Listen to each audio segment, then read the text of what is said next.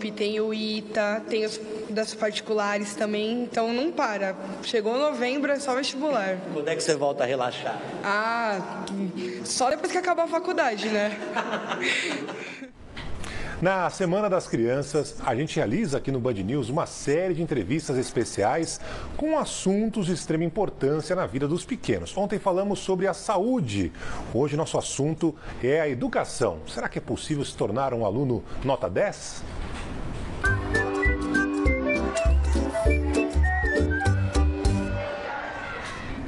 Disciplina e rotina são essenciais para o bom desempenho na escola, mas na correria do dia a dia, às vezes é difícil dar a atenção necessária aos filhos na hora dos estudos, algo que é fundamental. Para falar mais sobre o assunto, eu converso agora com a professora do Instituto Singularidades e coordenadora na Escola Lourenço Castanho, Diana Tati. Diana, obrigado pela presença. Obrigada. É um assunto que interessa para todo mundo, né? Afinal de contas, a educação começa lá muito pequenininho. Tem essa história realmente de ser um aluno nota 10? O que os pais podem fazer para melhorar o desempenho escolar dos filhos, Diana? Acho que é importante, né, que os pais acompanhem isso de fato, de perto, mas eu penso que essa construção da vida escolar também tem a ver com o desenvolvimento da criança e do quanto ela vai conquistando autonomia para se gerenciar nesses estudos, né? Então, acho que isso deve ser o principal foco. Na escola que eu trabalho, a gente trabalha bem nessa perspectiva, de como a gente constrói essa responsabilidade com os alunos e esse hábito de estudar fora da escola, isso também é algo importante.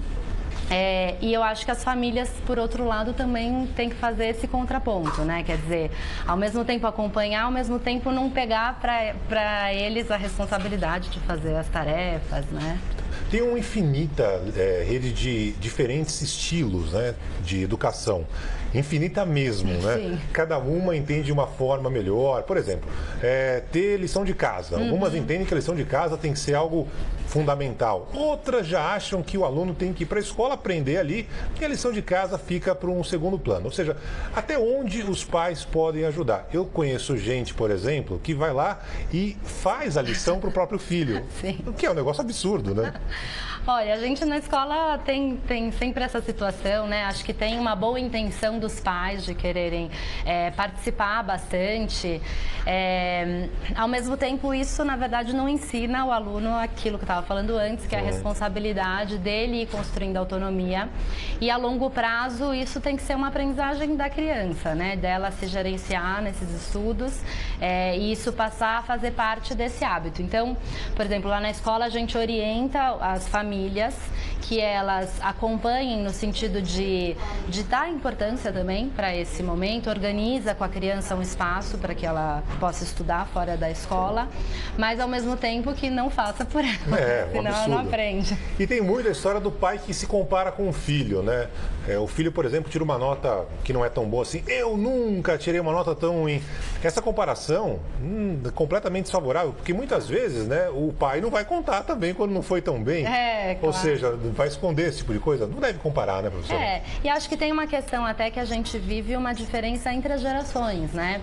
Então, as crianças que estão hoje, por exemplo, no Fundamental 1, né, que é o começo da escolarização do Fundamental, os pais, em geral, vivenciaram uma outra experiência escolar do que hoje em dia, né? Que acho que tem os tempos contemporâneos que são diferentes. Se antes a escola ocupava um lugar primordial de passar informações importantes, né? Hoje em dia as informações estão aí. O que é importante é como é que a gente ensina o aluno a construir um conhecimento de fato significativo. Você falou da comparação que tinha, por exemplo, eu imagino, né, das atividades tecnológicas. Hoje todo já nasceu, já estava mexendo no smartphone, já estava mexendo num tablet, né? E é evidente que na minha época, como pai e tal, quando eu era aluno, não tinha nada disso, né? Como é que é essa diferença também? Até onde os pais podem interceder? Eles têm, não quero meu filho mexendo nisso. Como é que funciona isso na hora da educação, professora? Isso é uma questão delicada, né? Acho que assim, a escola tem que estar aberta também para se valer dos aspectos positivos da tecnologia, que podem propiciar muitas também possibilidades de trabalho, ampliações de trabalho, mas não ficar na tecnologia em si, porque a tecnologia é um recurso, né, para a gente realizar outras coisas. De certa forma também os pais têm aqueles que mergulham profundamente nisso e tem aqueles que também ficam numa postura um pouco purista demais, que é algo que é incontrolável. Mesmo que a criança não tenha em casa essa experiência, ela vai acabar encontrando com isso na vida dela, né? O estímulo à leitura, por exemplo, que é algo que eu acho fundamental. Sempre antes de dormir, vamos ler um livro, aquela história assim. É o tipo da situação que pode engrandecer o vocabulário, o conhecimento do filho, por exemplo? Muito. Isso que você falou é muito importante. Quer dizer, os pais, né, eles também são modelos para os filhos, né? Então, se eles param, leem um livro, ou mesmo que eles estejam lendo um livro deles e o filho sente do lado para ler o dele próprio, ou essa situação que você colocou quando as crianças são mais novas, de ler para eles é algo muito importante. O que acontece em geral é que a criança, quando ela se alfabetiza, os adultos param de ler para a criança. E a criança que está ainda em fase de alfabetização ou está um leitor muito recente, ele não é muito proficiente nisso. É como quando a gente vai ler um texto num outro idioma, né, que é muito puxado. Então, ler para eles significa também que eles sejam leitores ávidos, e isso é um objetivo importante, né? Então, sim, é um hábito muito bom. A gente está falando muito dos filhos, né, e também, evidentemente, dos pais, mas tem a relação com a escola também. Até que ponto o pai deve interferir diretamente na escola? Indo lá todo dia, conversando com o professor, com a coordenadora. Como é que essa relação pode ajudar o filho? Esse é um aspecto delicado, porque assim, eu acho que a escola tem que ter uma grande parceria com as famílias, né? Na escola que eu trabalho, a gente faz muito esse acompanhamento muito próximo, um diálogo muito próximo com as famílias.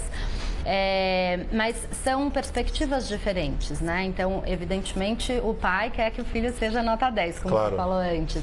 E a escola quer que ele tenha uma boa formação, não só a criança, mas todas. Então, tem um olhar muito mais para a coletividade.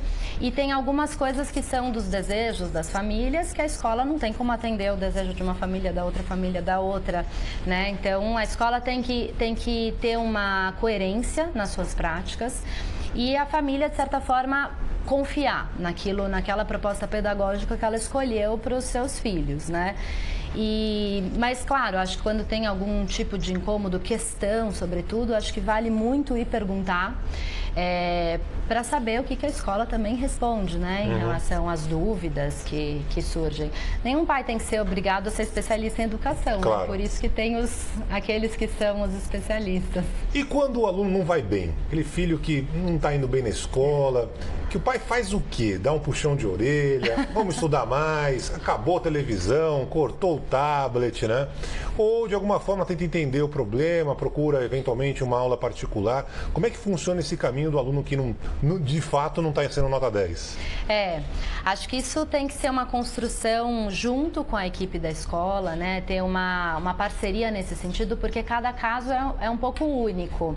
Mas, de certa forma, tem que se entender se ali tem uma exigência que está sendo desproporcional, ou o que esse aluno está precisando de apoio, né? Em geral, as escolas oferecem uma estrutura de um apoio escolar, ou no contraturno, ou no período mesmo, e acho que isso tem que ser construído em parceria. O que eu não acho saudável é entrar com punições, porque senão vai criando uma relação de que o estudo é algo penoso, difícil, né? Que ele tem que suportar para poder ter algum tipo de recompensa, seja ela ou positiva, ou evitar uma recompensa negativa, né? Assim, um castigo. A senhora falou sobre a situação envolvendo as escolas, né? Que algumas criam ou pelo menos ensinam o aluno para o mundo, né? E muitos pais querem que o filho tire uma nota boa, entre num bom vestibular, quer dizer, vão bem no vestibular, depois os filhos sigam para uma faculdade e aí cresçam. E a vida às vezes não é tão simples assim, né? Não é só uma questão da nota 10 que a gente está brincando desde o começo, e sim algo maior, ou seja, a pessoa tem felicidade, se for possível, desde cedo. Como é que funciona essa relação que não é tão simples, né? De você crescer, se desenvolver, sendo um bom aluno, mas também tendo uma infância e uma adolescência feliz.